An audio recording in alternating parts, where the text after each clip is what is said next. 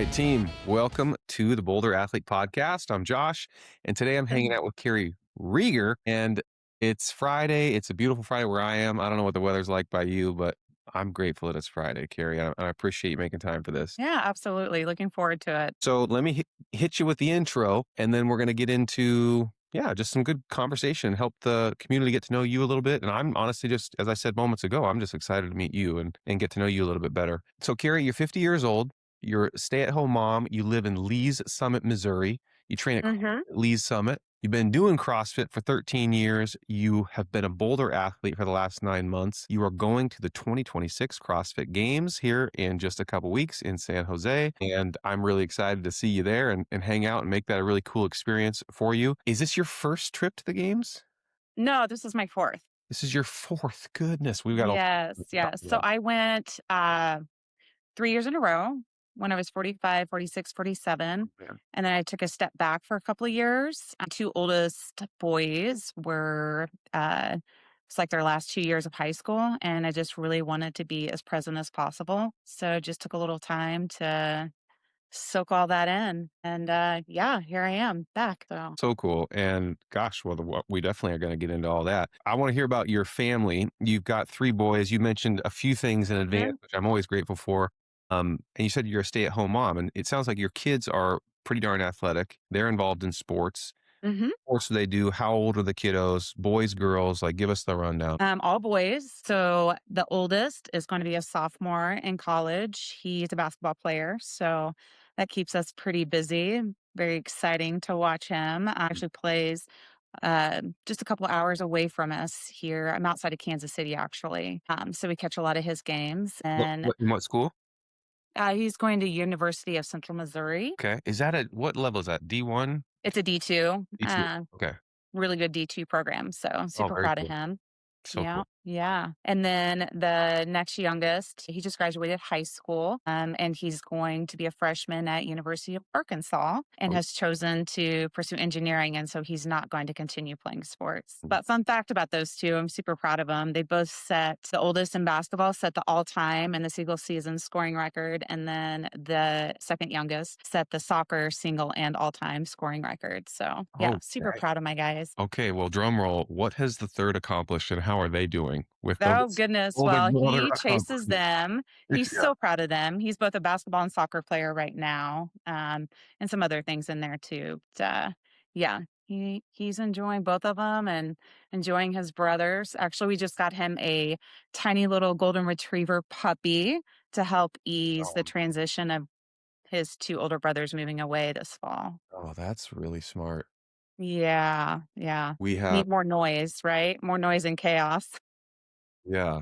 We man, I feel like getting a dog has been an ongoing conversation in this house for years, Whew. and I have been very much on the, like, look, I can't say I have nothing against dogs. I do have some things against dogs. But I've been, like, pushing back. I'm like, "No, as much as I would love a dog for our family, all the Mhm. logistics and that come with it, the things that are difficult to quantify, I'm Yeah. seeing those first." And, like, however, the point that you just made is a good one. My daughter is 4 years ahead of my son, and so when she Mhm. goes off to college, that could be I mean, she'll be super jealous, but that could be an interesting juncture Mhm. about adding a family member back into the house when we have one departing. I will think about Yeah. that. That's a Yeah. Be smart about when you do that because it's, getting up in the middle of the night again, yeah, all that. yeah, Yeah. yeah, you're right. These are the things, and, like, These I are have the no patience things. for torn up carpets and getting my new shoes torn to shreds, and I will not deal with that very well. I don't have a lot of patience for that, so but my son he so wants a dog, and I've seen him love on animals and care for animals Mhm. in a way that I'm like, "Want that for him," and so Yeah. I'm very torn. I'm very torn. Yeah. It's a hard one. It's good for them to learn to take care of something else and be empathetic to another, well, to a dog, but to someone that's looking to them to take care of them. But Yeah. yeah, there will be some shoe loss. There'll be some things torn up for sure. Yeah. Okay. Alright, so you've got 3 boys, they're all Mhm. playing sports, they're crushing it, and you are leading the house, really, and I was gonna kinda wait for this till the end because I wanna talk about Mhm. your upbringing fitness, but because we're on the topic of family, like, you've been to the games 3 times, you're going now a 4th time, you are incredibly fit, like, look at those pipes, and I can only imagine the example that you're setting in your household for fitness and discipline and consistency, and I know the power that that has in a household. We have that here, and we do it very intentionally. Mhm. And my wife is a certified badass as well. And so I'm projecting a little bit and kind of and assuming the way that that looks in your household. But I'd love for you to articulate, like, man, how do you see your influence on your kids and the way that you model fitness and health and discipline and all those things? How does that translate to them? Yeah. So, my husband and I are both very active and always have been. It's what actually brought us together. I was putting together my first adventure race team. I don't know if you've heard of adventure Yeah. racing. Oh, yeah. It's kind of where you race through the woods with It's no like joke. latitude, longitude coordinates. Anyway, one of our teammates stacked out at the last minute, and I knew my husband from college. And well, the rest is history. He agreed to fill in. But so I share that only to say that, he is just as into sports as I am. And so I think that if you have children, it sounds like you do that play sports, you know that it can be a huge time commitment for your family. So it's just been something that our family's always been into. We've always, all five of us, enjoyed going in and working out, training hard. But I would say what my background has brought to the table is an understanding of what it takes to achieve dreams that you might have. So, at a young age, especially the oldest that's playing basketball in college, he knew that he wanted to have a shot at doing that. And so we had a lot of conversation about what that looks like, what you have to give up, how hard you truly have to train when nobody's watching and nobody even needs to know that you're doing that, right? Like, you Mhm. have to train, you have to out train everyone and you have to be smart about how you do it. So, I mean, I feel fortunate that I've been able to help them do that. And I think them watching me, I'm not naturally just good at what I do, but I think I work really hard and I do the things that it requires to, make it back to the CrossFit Games a fourth time. And them watching me do that, going and doing workouts when I don't always want to do them, is something that I now see in them. I see them doing. That's really cool. And as you know, you can't just say this is what's required and then not Hmm. do those things and not practice it.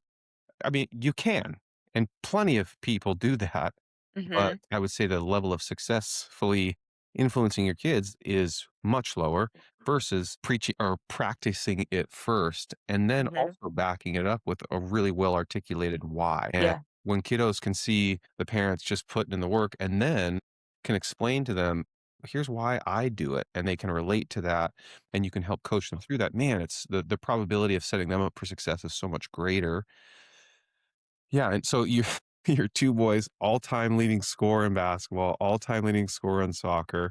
Hmm. That is not a level of success that you achieve accidentally. That takes some serious commitment as well. And so, gosh, I can only imagine they're picking up a lot of the good habits that you and your husband are practicing in the household. Yeah, I like to think so. I mean, we do have a love for food, love for protein, and a love for sleep in this house. I'll say that. Mm. I mean, those are good things to love. I can think certainly Right? some worse things. Yeah. Right? It's probably a good thing I had 3 boys. I don't know. Here, girls don't enjoy protein as much necessarily. I do. Yeah. Yeah. Yeah, right on. Oh, I love that. What does your husband do? He actually works for, um, a global restaurant owner and, just, manages their development team, so building new restaurants and such, Oh, but lots of travel, which is how I became a yeah. stay-at-home mom, was to handle his travel schedule. Got it. So he can't do what he does without you. That's right, that's right. It became too much, especially with the 3rd child. That was when it just kind of trying to take care of 3 kids and, the 2 careers for us became unmanageable. And that's when I decided to exit the workforce. That was about 10 years ago. Yeah, right on. Well, that's Yeah.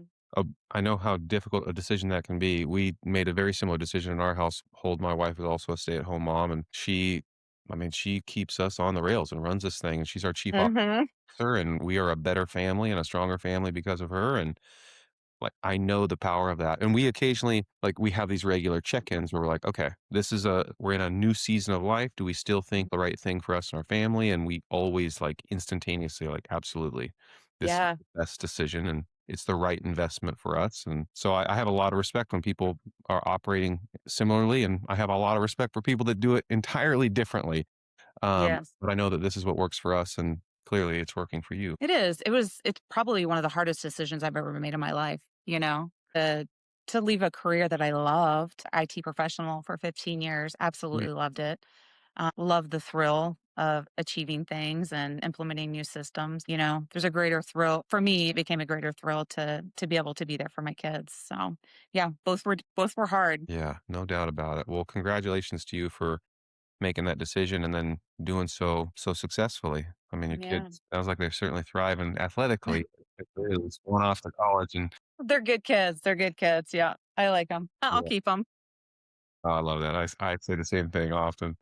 So, well, let's now shift gears a little bit. I want to go to Yeah. your background specifically. You had shared some things in advance, and I just want to kind of unpack those a little bit. We've now put the stamp in the ground, flag in the ground that you have been to the games, you're going to the games again. So clearly very successfully operating at an elite athletic level. What led to this? And so take me back to like your early days, upbringing. And Yeah. I would like you go back as far as you want to go.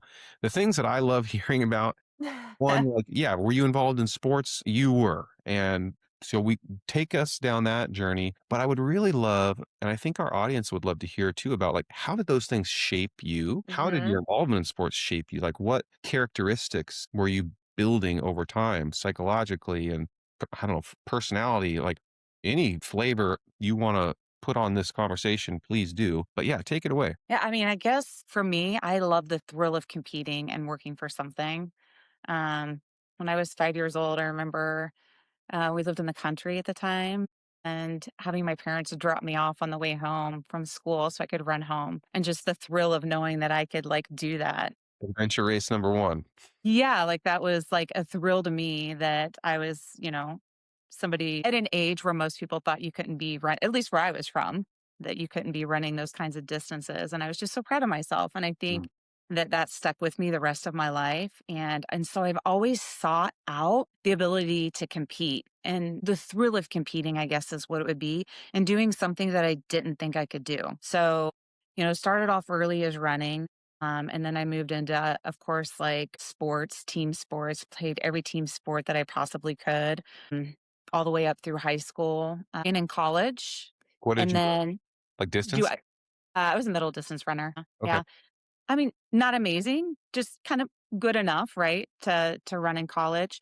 And then, just felt like running was my thing, right? And so kept running through my 20s, did a lot of marathons, triathlons, adventure racing, just any way I could compete, I would compete. And then my husband saw the CrossFit Games. It was probably the second CrossFit Games on TV. And he was like, Carrie, you should really try this. And so it's like, cross what? Right? Like I had Mhm. no idea what it was. And so I like Googled CrossFit, whatever. And there was a CrossFit gym in Lee Summit in the suburb that I live in. So this And sorry, this isn't like if you said the second CrossFit Games, is this like 2011-ish? yeah, it would have been 11 because didn't I start like in 2012, I think? Yeah. Yeah. So very early on in the sport, and showed up at my local CrossFit gym, walked in and I was like, okay, thinking, I'm pretty fit, right? I Hmm. can I can handle this. Smoked. Always.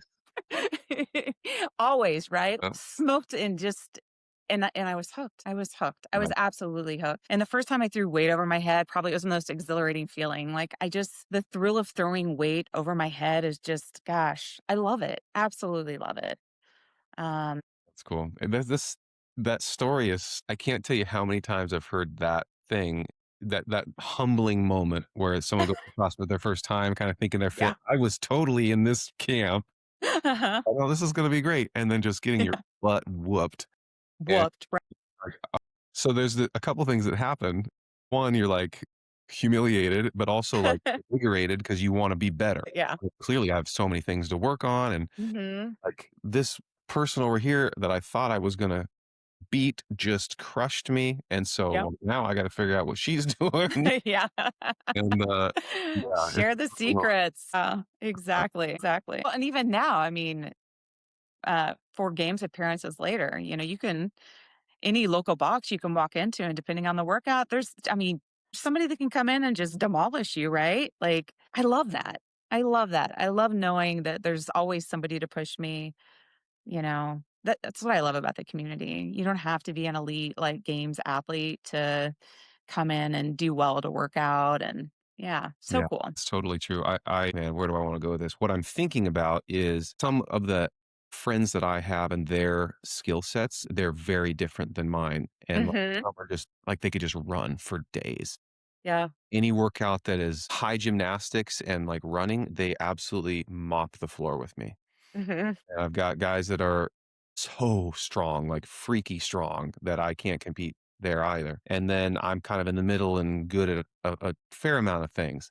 But I love competing with them because I get pulled by their skills and their capacity. And this is the point that you're making. Like you can walk into that CrossFit box Yeah.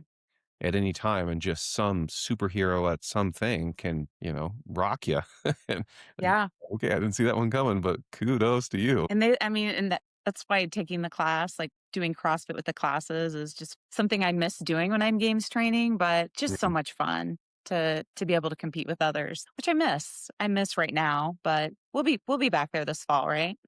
Yeah. So tell me about your training right now. What does that look like? Are you training primarily at home or like during open gym at the gym or what's it look like for you? Yeah, so I prefer to train at the gym just to kind of get out of the house and be around, others like me. I do train on my own because I do follow Boulder programming exclusively, and so I don't jump back and forth. The volume right now, as you know, is really high, Mm, and it would be a disservice to myself if I was jumping back and forth and jumping in for this class workout so, right now I'm exclusively training around others, but doing my own thing by myself.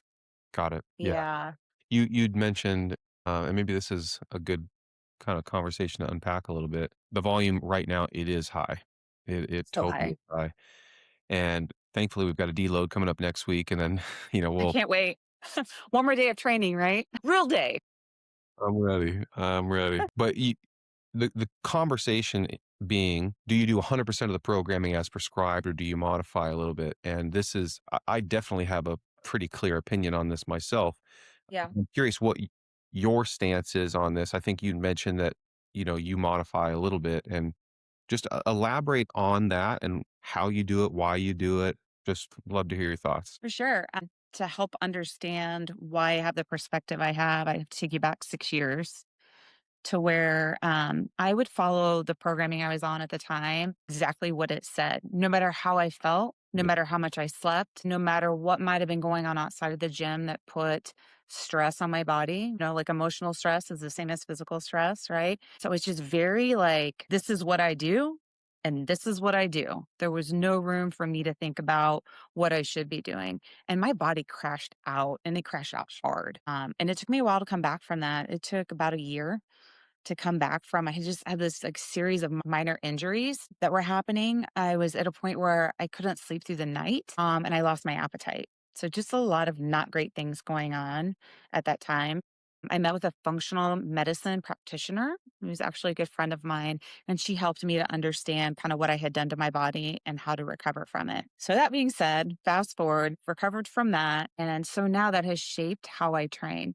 So, I take Boulder programming and I look at it and I say, how did I sleep last night? How have I been eating? How's my appetite? How am I feeling today? Because I am 50 now. There's a huge difference between 45 and 50, at least Mhm. for me, how I feel. And so I try to be as smart as I possibly can each day about what I do, what I might modify, and then in some cases, what I don't do. I would say that I do 90 to 95% of the programming. I skip some of those like second capacity sessions just so I don't have it in me, right? I just don't have I just don't have the energy, Oh, I right? totally get it. Yeah. Yeah, and I get pushing yourself, but I can feel the difference between pushing myself when it's gonna be additive or when it's gonna be subtracting from my fitness. So I take those things into account every day when I come in. Yeah, Yeah, that I thank you for sharing that. I think that's very smart and very self-aware, and that is the stance that I take as well. And I can totally relate to the like when the box is there to be checked, like I'm going to check the box, yeah. do it. And if I don't, then I feel a little bit of guilt and carry that around. And so then I'm the next day, I'm like, well, I'm going to do all the things. Now, Sure.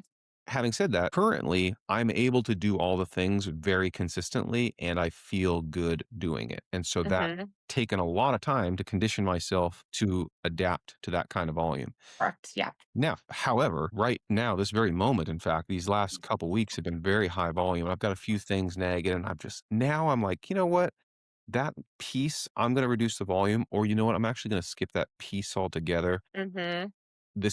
I feel really confident in where that capacity is, and I don't, 2 weeks away from the games, I don't need to like push this any further. It's going to be fine for the games.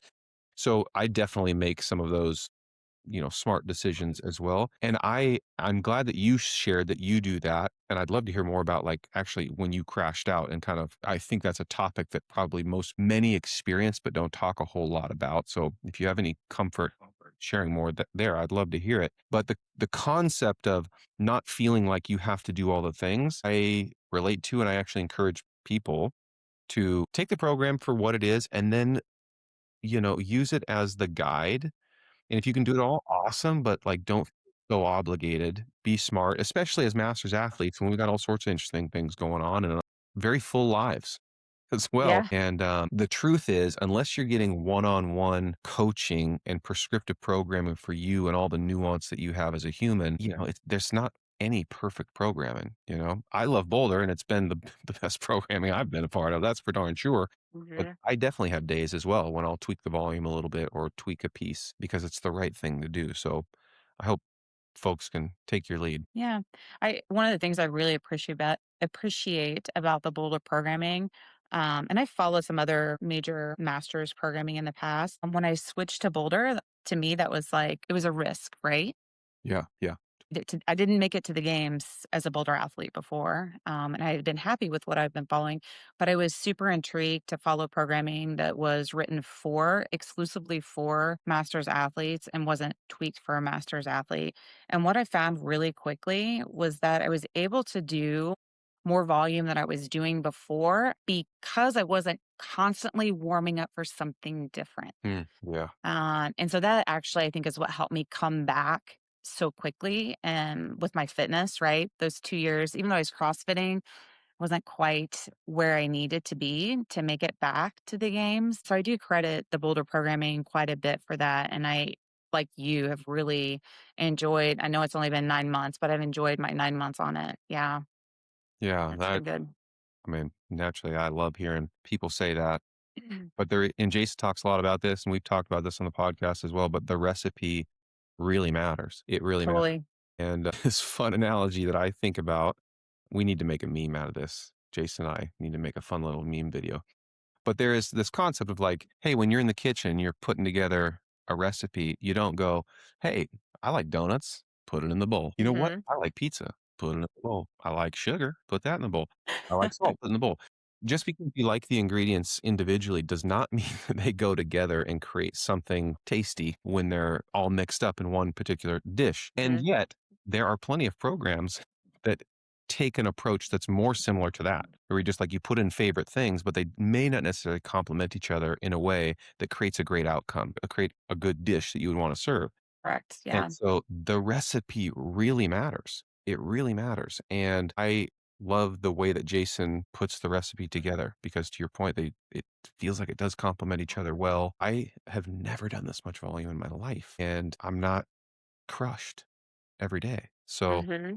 there is something about these little things and the way that they're assembled, and he's got a great blueprint. Yeah, I completely agree with you. And it is a little different. It's different than anything I've followed in that respect about how it's all laid out in the day where you're kind of like you warm up once and then it flows together. But I do agree with you. I think that for me is a component with why I'm able to get so much volume in because it's a lot. It's a lot right now. Yeah. Yeah. Yeah, and how long does it take you to complete, a set? Are you doing the elite track or the compete track? I do elite. Yeah. Well, I like to rest and eat in between everything. Right? So it takes me a little longer than maybe it should.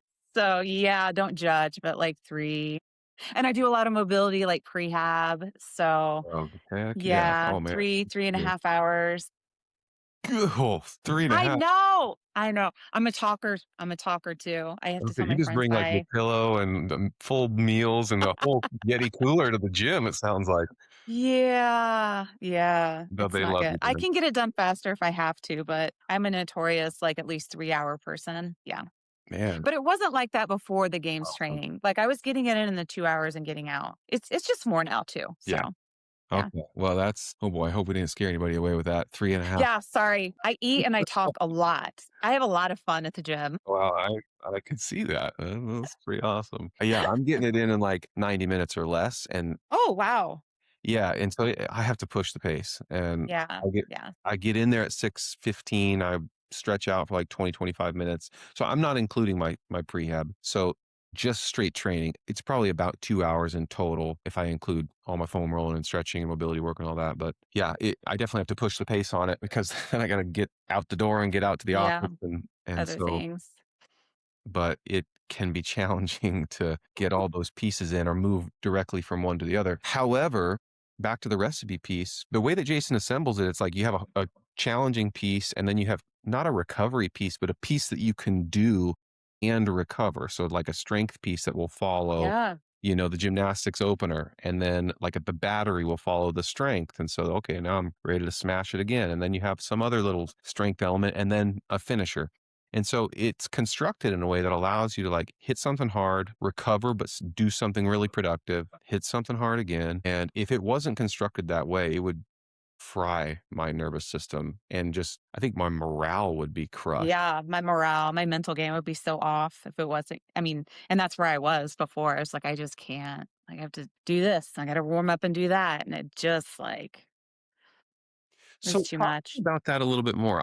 I'm actually really genuinely interested in that because I'm thinking about people that might be feeling symptoms or seeing it in others. Like, what are some of the symptoms that you felt? You'd mentioned like you couldn't sleep and Yeah, had no appetite. And then you had this conversation with someone who helped give you some guidance and kind of get things back on track. Like, if in whatever degree you're comfortable, I'd love to know like some of the things that you were recognizing and then some of the things you started to do to kinda get back on the rails and get yourself back into what you felt like was a healthy state. yeah, and there was a lot going on when I look back on it. Like I mentioned, I would wake up in the middle of the night and couldn't go back to sleep at, like, 3 AM. People would brush it off and just say it was my hormones. If I did go back to sleep, no amount of sleep ever let me feel rested again. Like, I just felt like general fatigue all the time. Like I said, my appetite, I couldn't hardly eat. Just food was just made me wanna gag half the time that I ate, but I had to eat, right?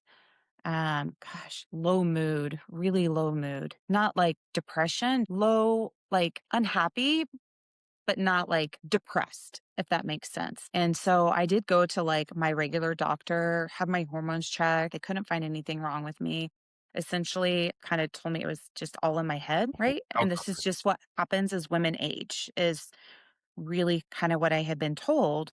And so I just was like kind of accepting that and like this is just the way it's going to be. I'm never going to sleep again. My appetite's just going to kind of be the way it is, and all these little injuries that kept creeping in until I found the functional medicine practitioner, and she tested my adrenals. I didn't have her test my hormones like the more advanced because I didn't want to know, but we knew based on my adrenal test that everything was probably just off because those systems are related. And the way that we were going to treat it wouldn't have changed based on seeing them off. And so, what I had to do in that time period was to really, really back off from my training and then change my diet. So, the way that I was eating had to also change. And then I had to cut out, I guess I had become in this like bad habit of taking in sugar in the form of like energy drinks or just anything sugar I could get my hands on because it would give me energy. So I had gotten this like really weird cycle. So I had to cut all that out. Another thing I had to cut out like cold turkey. This made me laugh, but I was taking lots of supplements, right? Like Right. any good idea that someone brought to me, like, here, take this magnesium. It's going to do this for you. I mean, and magnesium actually is a really good one. So I shouldn't pick on it. But my list got really long, right? I was Mhm. taking greens. I mean, I was just taking so many of these things. And so I cut everything out and just went like no supplements, not even like powdered protein, all real food, and just took like a year to kind of recover from everything. Unfortunately, at the same time, that was when COVID struck. Very unfortunate time, but good for me and my recovery because we were all home. Yeah. There wasn't a lot going on. And so Yeah. I actually recovered pretty quickly. But instead of it being like the 9 to 12 months like that she thought it would be, it was about 6 months that it took for me to recover from that. And are like, So do you sleep now? sleep through the night. Oh, yeah. Easy. Okay. Yes. I will tell you though that at my first sign of overtraining, I know because I wake up in the middle of the night or I don't feel like having, I call it second dinner. Like I'm a big 2 dinner person. I won't feel like second dinner. And I'm like, oh, my appetite's not big enough. And then so that will trigger me to back off in the gym the next day. Like I have what I call non negotiables. If I didn't get the right amount of sleep and I didn't take in the right nutrients, it doesn't matter when I walk into the gym how I feel. I'm going to cut down the volume. That's my agreement with myself. I love that. Yeah, and it's worked out. I mean, usually when it starts to creep back up, like, I can immediately, like, knock it out before, my body gets out of whack again. And I'm curious, do you track anything? Do you quantify that? Obviously, sleep, you can track in hours. That's pretty straightforward. But like, Yeah. do you wear Whoop for like your stress and HRV, or Mhm. do you have anything that gives you really quantifiable signal on how your body is doing? Or do you base it totally on just feel? So I wore the Whoop for 4 years straight and learned so much. Hmm. Like, as for example, napping is my nemesis. If I nap, my sleep that night is not great. And I was like this huge napper. So I learned not to nap. I learned I can eat a full meal right before I go to bed and I actually sleep better. So I learned some things about myself in wearing it for the 4 years. And then I decided to actually do away with it and I go completely by feel. I just prefer it that way. Like, I prefer Yeah. not to use a weight scale. I don't prefer to track macros. And once I learned what I needed to learn from the Whoop, I did let that go as well. And I just like try to stay in tune with my body and how I'm feeling. Yeah, thank you for sharing that. Where my mind is going is that couple things. One, the importance of being really in tune with how you're Mhm. feeling, and then making smart decisions and not feeling guilty for the decisions that you make based on feel. That's really important. And getting that right for you takes work and time and a lot of like trial and error. But the tracking of things, the educational value that comes with like wearing a Whoop and what scales, whatever's right for the person, learning like the inputs and the outputs and the relationship between those things. And so you're like, oh my gosh, yeah, when I do this, then that happens. When I do that, then this happens. Mhm. There is so much value in going through that trial and error, but then having some numbers that can help inform and educate. In the last podcast with David Hippensteel, he talked a lot about, he's 70 plus years old and he's Mhm. won many times at the games, super. That is amazing. And he does a lot of this. He's also in the medical field. He's a dentist, so it has a, medical background. And so where I'm going with this is there is real value in getting a device or whatever it is to help educate you on how your body is responding to the things that you're doing, to have that aha moment, even like meal tracking, for example. For Tracking sure. your macros, like this is not Yep. a lifetime thing, but doing it for a period where you're like, oh my gosh, I did not realize I was eating so much fat or I was eating so few carbs or whatever. Mhm. Having those light bulb moments are important, and then get yourself really in tune, and then you can kick them Yeah. and based on feel You've like learned what you needed to learn and you can, let that go. Yeah. well, Yeah, definitely. I should have said when I don't track macros. Well, I did a long time ago. I yeah, just don't now. Yeah. Yeah. 100%. I was making the assumption that you did as well, and I did, yeah, I had to learn what the plate looked like, right? yeah, I'm just getting back to tracking my macros. Actually, this might actually be the first time I'm tracking macros. I used to track calories before, and I had Oh, okay. trackers, and I would like, all right, I want to be in this calorie range, which, was not really appropriate for what I was doing. Calories didn't matter. It was the quality of the calories that mattered, Yeah, for the sure. ratio of them. That's more where I'm at now, and that has been, I'm 42 years old. This has been an eye opener for me. I didn't have it right, and now I'm like, oh gosh, I gotta tweak that. I gotta change this and bump that Mhm. up, move this over, and so it doesn't matter how elite you are or whatever. If you've got an opportunity to learn more about your body, then go for it and use that information to your advantage. Yeah, totally agree. It's so interesting, nutrition and how it can differ from person to person as well. Yeah, all fascinating. Very much. I think we could go We much. could talk about that for a long time too.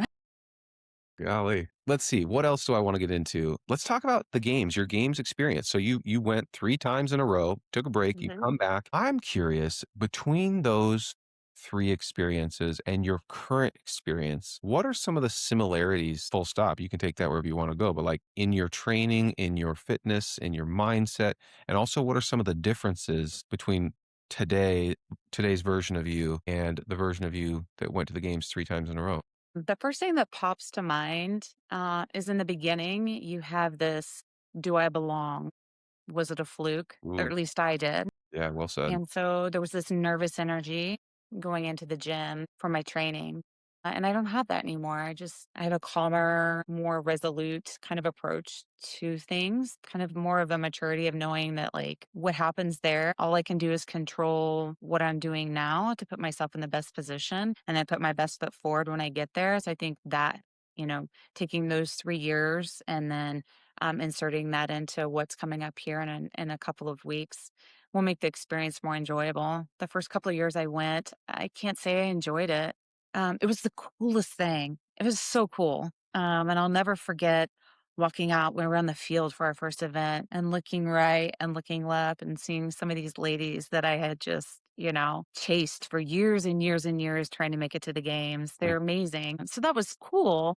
But, it did feed into my insecurities about whether I belonged there. So yeah, I think having that experience, if I could go back and if my 50-year-old self could go back and talk to 45-year-old Carrie, I think that we'd have a really good talk about, experiencing the moment and just, it's not necessarily believing in yourself, but you earned your way there and there's no second guessing. There's no point in second guessing and looking backwards. It's just forward. Yeah. That's very wise. And I love the way that you articulated that. I'm thinking instantly about some of the Boulder athletes that are going to the games for their first time this year or their second year. And I can completely relate to that. My first year, I was like, I don't know if I should be here. I'm not Mhm. quite sure I've earned this. And I won't unpack my whole story, but I kind of stumbled into it honestly my first year. It was not a thing I was trying to achieve. I just did and was like, "Oh gosh, I'm going to the Yeah. CrossFit Games." Wow.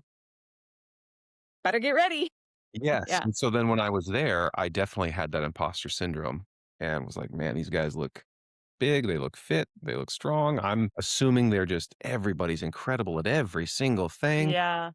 and then you come to realize, like, they're just a bunch of dads and Yeah. guys that are real fit and have all the same, like, Mhm. insecurities that I We do. have a lot in common. Yeah. Yeah, and they've got some strengths, they've got some weaknesses, and no doubt that's true for all of the ladies that are showing up as well. And yeah, I'm grateful that you said that because I think some of the folks that are going this year probably are feeling that to some degree, and then it will be compounded when they arrive and they look at all the athletes around. But I love your encouragement there and just like look forward. You've earned the right. Yeah, That's look so forward. You absolutely. have. Yep, you belong. So now this year, outside of what you just shared, you're feeling more resolute and confident. What are some of you're a Boulder athlete. Well, that's one big difference. Check. Yeah. What are some of the like how have you evolved as an athlete, would you say? What are some of the new things that you're bringing to the table this year that maybe you didn't have when you were going previously? You mean like skill wise, like as an athlete? Yeah, it could be anything. Skill, confidence, mindset, routine. I don't know.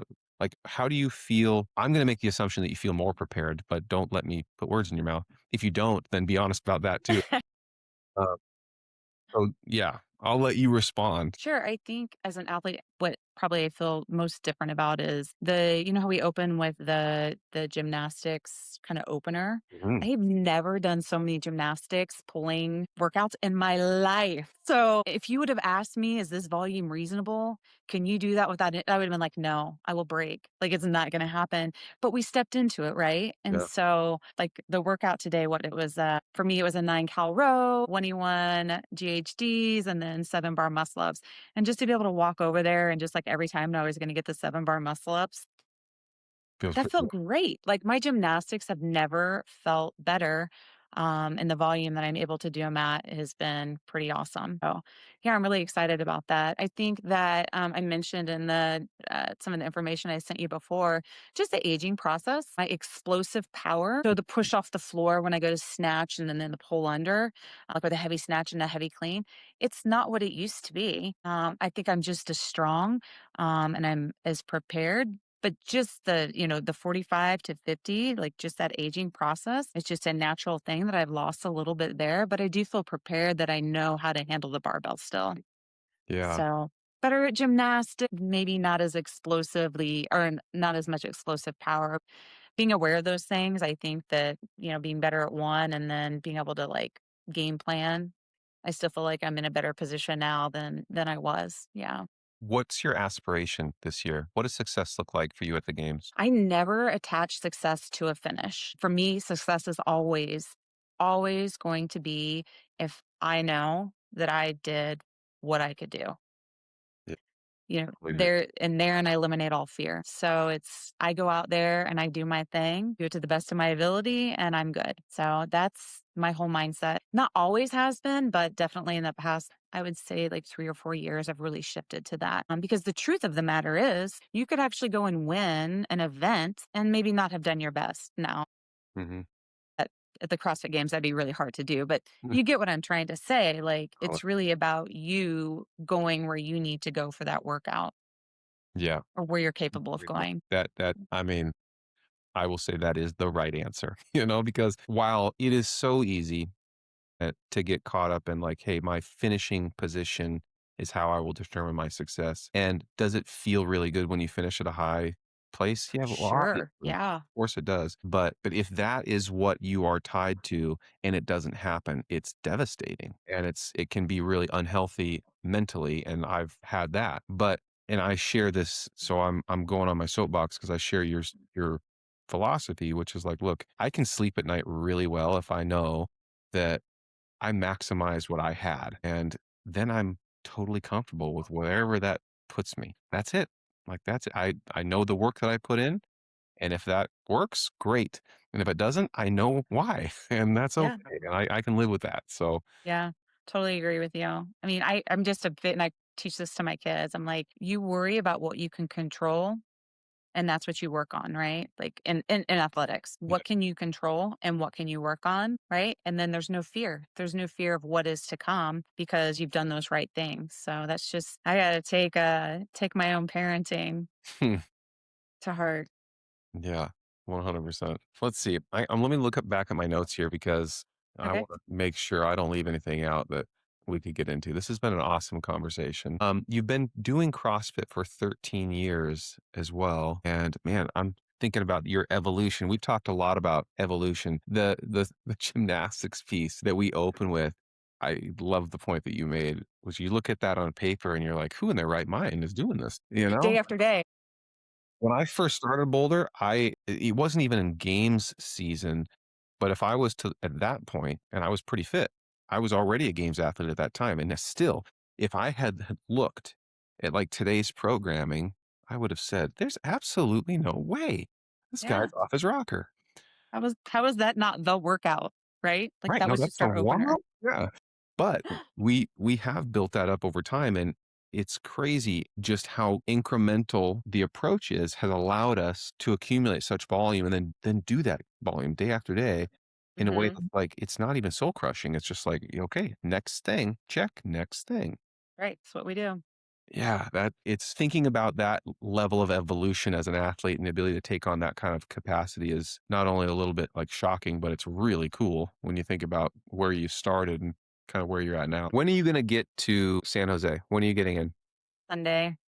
Okay. Are you planning to come to the shakeout session, the Boulder The Athlete? Monday Yeah. event? Yes, yeah, I'll be there. Okay. Definitely, Yeah. definitely do that. I'll be looking forward to seeing you there. Yeah. It's such a fun moment to like bring our athletes together and set the tone for the weekend. And like, I Yeah, I can't. haven't met I met Jason a couple of times, but I haven't met any other Boulder athletes, so Oh, man. So I'm great. looking forward to connecting and getting to know especially, like, there's not as many women following Boulder Athlete, Yeah, it's about 4 to 1 is the ratio. 4 to 1, okay. Yeah. Yeah, so definitely I'm looking forward to meeting there's another female in my age group, Emma Lee, Yeah. really good, and I'm looking forward to meeting her, and then I think there's a second female, Betty, Yep, Harden. uh, Harden. Yeah, I think she's in the 70 plus, and Yeah, there's Teresa McGee. She's, I think, maybe in the ooh, I don't wanna get it wrong, 60 plus that are all going to the games. yeah. Yeah, very So, yeah, really looking forward to connecting with them. heck yeah. It's gonna be an awesome session. We've got some fun things to giveaway. And you had mentioned, in fact, I'd love to talk about this. When you went to the games, you were part of a program. I'm curious, what was that experience like from a community perspective? Did you feel like you were part of that community? You don't have to call any programming out by name. That's not where I'm going with this. But I know the importance of feeling connected to a community when you're at the games because it can be kind of a lonely experience when you're Hmm. out on the floor and, who knows what kind of a cheering audience you have around you. Yeah. I'm curious, what was your level of connection to that community at that time? Yeah. It was a great community. I felt connected, felt really well supported. It just kind of got to the point where the programming honestly was not making sense for me personally, and that's why I had to move on. So yeah, I always felt really supported. Um, and didn't, I mean, had so much success with that group, didn't really want to leave. But it is intriguing, like I opened up earlier saying, it's very intriguing to go to a group, and that's why I wanted to try it out, where it's for masters only. Right. So instead of the programming being, here's the programming for like our individuals, the 18 to 34-year-olds, and then we tweak it for master, like this is written just for masters. So I really wanted to give it a hard look. And then, I gave it its like 2 month and said, this is actually working for me. And so I'm going to stick with it. Yeah. But I do feel disconnected, right? Because I haven't met anyone. Well, this is gonna absolutely change that. I hope that you make some I mean, we're now connected, and so whether you want to or not, you're probably gonna hear from me again. You will also connect with folks that are there and make some genuine build some genuine relationships that I hope last, and I know what it's like to go to the games and not be part of a community, and while it's a cool experience, it's not the same to go and truly feel connected to people that are cheering for you and rooting Mhm. for your success, and it makes a massive difference, and so we make a big point of helping create that in the best ways that we can, by starting with this simple shakeout session, we call it Yeah. more. So, hope to see you It's there. going to be great. I can't wait. Yeah. Well, Carrie, Yeah. thank you so much for this conversation. I really Yeah. appreciate your wisdom and your candor, and I'm excited to meet you in person. Yeah. Same. Same. Enjoy your last, what, week and 1 day of training. Yeah. Yeah. I'm looking forward to that deload week. I hate deloads. I love. Well, I mean, I love them, but I also hate them Why do you hate deloads? because I love to train. But I know the importance of a deload and I do fully observe it, but Okay. I do love to train. Yeah. It's my favorite. And partly it's yes, it's much easier, and so I feel like there's kind of this mental exhale that happens Hmm. a little bit during deload where I can breeze through it, and it's not. I don't have to get myself geeked up to really. That is so true. Yeah. And so, the psychological warfare that exists in a deload week is much lower than a typical training week where I'm really damn competitive and I want to, Hmm. put a good score up on the leaderboard, no matter if it's a Tuesday or if I'm competing at the games. So, yeah, I appreciate a good deal. Yeah. It's so good for us. Yeah. So good. It's what keeps us doing what we're doing injury free. All right, Carrie. All Well, right. thank you again. Yeah. Thank you, Josh. Appreciate the time.